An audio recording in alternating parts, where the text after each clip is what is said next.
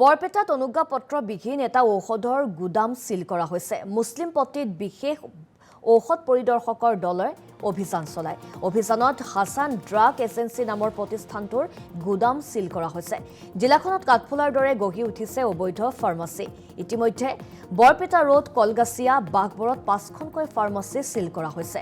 ৰাজ্যৰ 10খন জিলাৰ 10 গৰাকী ঔষধ পৰিদৰ্শকক লৈ গঠন কৰা বিশেষ ঔষধ পৰিদৰ্শকৰ টিমে অভিযান চলাই সিল কৰে গুদাম কেইটা। আৰু যেহেতু কাঠফুলাৰ দৰে গঢ়ি উঠিছে বহু অবৈধ ফাৰ্মাচী, অনুজ্ঞাপত্ৰবিহীনভাৱে ঔষধৰ গুদাম গঢ়ি তুলিছিল। আৰু বৰপেটাত অনুজ্ঞাপত্ৰবিহীন এটা ঔষধৰ গুদাম সিল কৰা হৈছে। মুছলিম পট্টিত সিল কৰা হৈছে বিশেষ ঔষধ পৰিদৰ্শক দলে অভিযান চলাই সিল কৰিছে গুদামটো।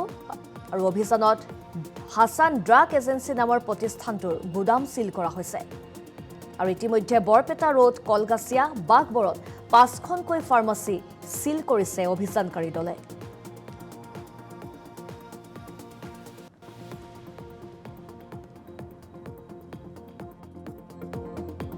কিছুমান ফ'ল' কৰি আহিছিলোঁ। বহুত জেগাত আমি বিল পাইছিলোঁ যে এখন দোকানে বহুতখিনি আনলাইচেঞ্চড অবৈধ দোকানক মাল ছাপ্লাই কৰি আছে।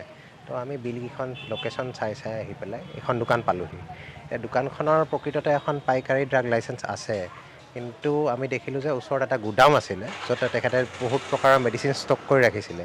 কিন্তু সেই গুদামটো কোনো প্ৰকাৰৰ আমি অনুজ্ঞাপত্ৰ বা লাইচেঞ্চ নাপালোঁ। তো সেইটো যিহেতু অনুজ্ঞাপত্ৰ লাইচেঞ্চ নাপালোঁ বা দেখাব নোৱাৰিলে, সেইটো কাৰণে আমি চাৰ্কুল অফিচাৰ এক্সিকিউটিভ মেজিষ্ট্ৰেটৰ লগত মিলি পেলাই আমি দোকানখন চিল কৰি দিছোঁ। তেখেতক আমি কিবা যদি তেখেতৰ নথিপত্ৰ আছে সেই দোকানখনৰ বিষয়ে, সেইখিনি আমাৰ আগত প্ৰডিউচ কৰিব তেখেতে।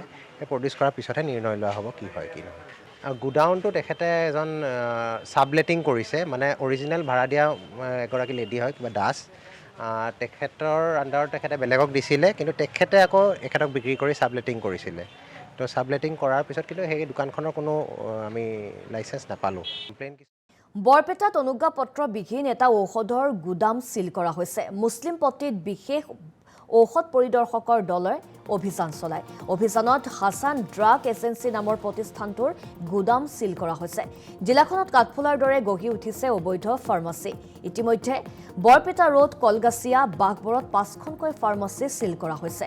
ৰাজ্যৰ 10খন জিলাৰ 10 গৰাকী ঔষধ পৰিদৰ্শকক লৈ গঠন কৰা বিশেষ ঔষধ পৰিদৰ্শকৰ টিমে অভিযান চলাই সিল কৰে গুদাম কেইটা। আৰু যেহেতু কাঠফুলাৰ দৰে গঢ়ি উঠিছে বহু অবৈধ ফাৰ্মাচী, অনুজ্ঞাপত্ৰবিহীনভাৱে ঔষধৰ গুদাম গঢ়ি তুলিছিল।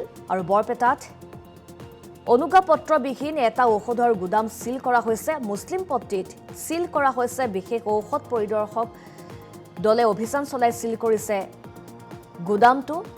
আৰু অভিযানত হাছান ড্ৰাগ এজেন্সি নামৰ প্ৰতিষ্ঠানটোৰ গুদাম সিল কৰা হৈছে। আৰু ইতিমধ্যে বৰপেটা ৰোড, কলগাছিয়া, বাঘবৰত 5খনকৈ ফাৰ্মাচী সিল কৰিছে অভিযানকাৰী দলে।